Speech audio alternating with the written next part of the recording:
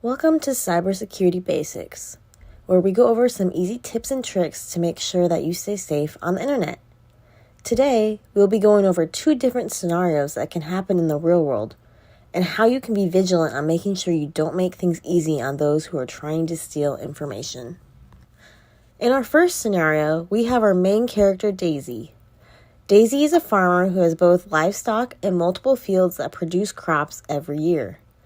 Daisy is a relatively new farmer to the business and wants to be safe when she is online.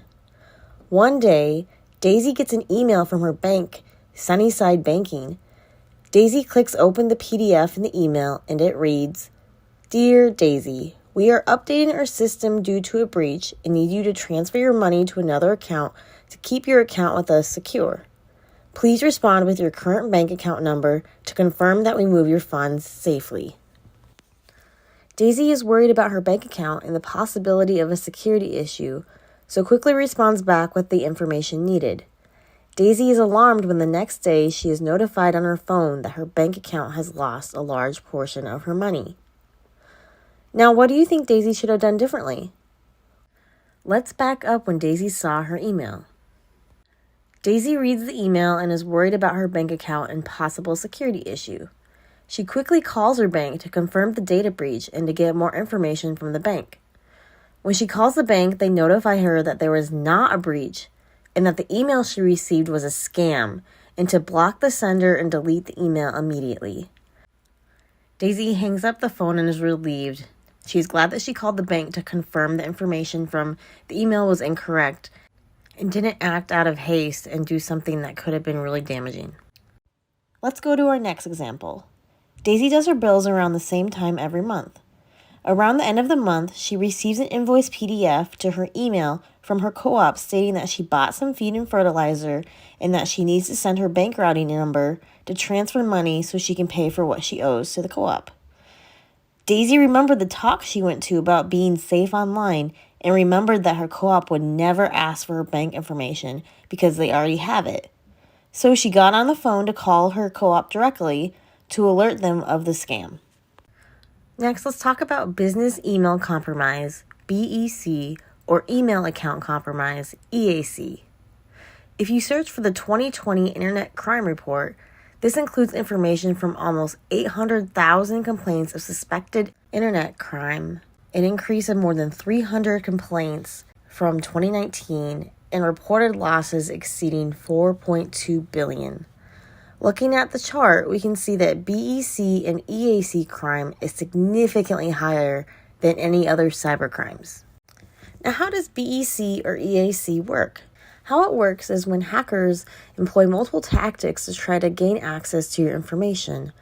One way might be getting an email where the subject line of your email is an old password that you've used, and they use this email to try to get other passwords from you by saying that you're at risk of getting your information stolen when actually they are the ones trying to steal your information. They also might use malware, which is a way to try to use phishing scams to try to get more information from you so they can steal valuable information from you. Other ways is what we just saw Daisy experience with a fake email, pretending to be something that is a business that you are already familiar with, such as your bank, and then getting information from you. Others might use a phone call and try to get information and your login credentials that way, pretending to be your bank, the co-op, somebody that you believe to be trustworthy. Okay, so now that we know all of that, how do we prevent from becoming victims to cybercrime? Number 1, your bank co-op will never ask for information that they already have, such as bank account numbers and information. If you are ever in doubt if an email sender is legitimate, call the bank number directly at a number you trust to verify. Make sure you create a safe password for your accounts. No, don't use your dog's name as your password, especially when you post lots of pictures of your dog on your Facebook. Use a combination of letters, numbers, and special characters to create complex passwords. Restrict Wi-Fi usage when traveling.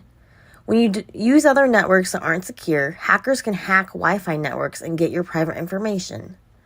That is why it's important to only use Wi-Fi in secure places where you trust the network. Update your software. If you don't update your software, such as Microsoft Word, web browsers, or Adobe Reader, you leave yourself vulnerable to attacks. Lastly, back up everything. You don't want to become a victim to ransomware. You want to have your files on hand so someone cannot hack into your computer and lock you out of your files until you pay a large sum of money to get them back.